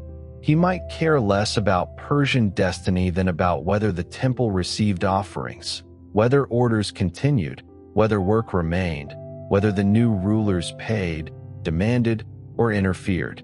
If the city stood, if business resumed, if the god returned to honor, then the foreign king could be endured. The empire's success depended on millions of such practical accommodations. A Judean returee might carry both gratitude and uncertainty. The road home was not simply a road into joy. It was a road into ruins, contested land, hard rebuilding, old grief, and new responsibility. Yet the permission to return turned exile into a chapter rather than an ending. Cyrus did not write the whole future of that people, but he allowed a future to be written. A Lydian who had served Croesus might look at Persian rule with humiliation. The old king was gone.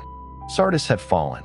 The wealth that once gave Lydia confidence now served another monarch.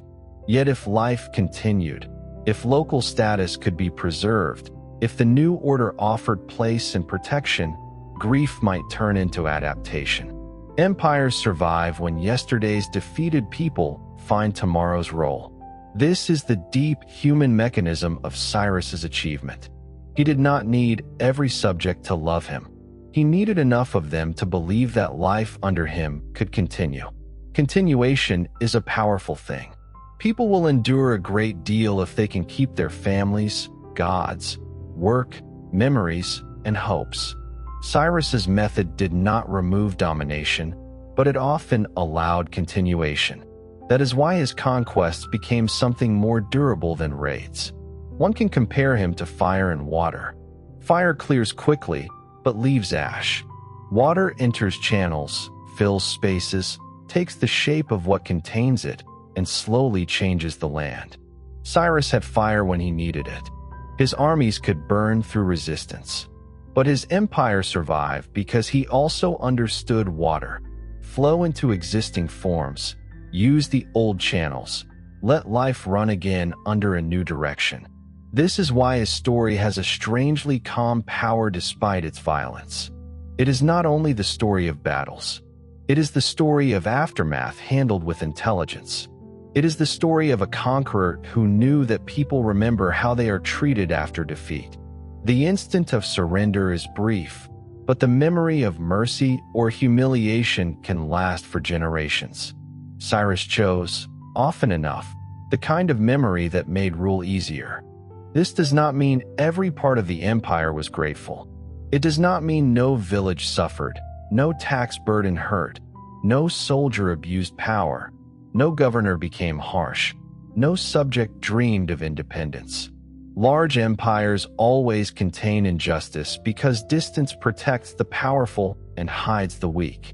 Cyrus could set a pattern, but no king could control every hand acting in his name. Still, patterns matter. A ruler who tells officials to plunder teaches one empire. A ruler who rewards restoration teaches another. A ruler who despises local customs gives permission for contempt. A ruler who honors them gives permission for cooperation. From the top of a hierarchy, example travels downward, imperfectly but powerfully. Cyrus's example gave Persian rule a reputation that no later failure could completely erase. That reputation was one of the empire's greatest assets. People surrendered more easily to a king who might spare them. Priests welcomed a ruler who might restore cults. Elites negotiated with a monarch who might preserve their status. Exiles remembered a king who opened roads home. Every favorable memory became a road of its own, carrying Persian legitimacy farther than soldiers could ride in a day.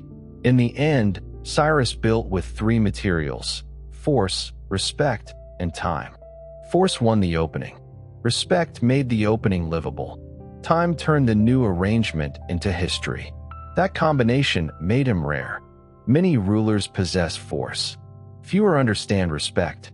Fewer still give their victories enough time to become institutions. Cyrus did all three. That is why, when the empire later grew more complex under his successors, the foundation still bore his name. The first superpower was not only a matter of size. It was a matter of a new political rhythm. Conquer, preserve, organize, connect. The rhythm did not last forever. No rhythm does. But for a while, across a vast part of the ancient world, many peoples moved within it. The sound of that movement is difficult to hear now, but one can imagine it.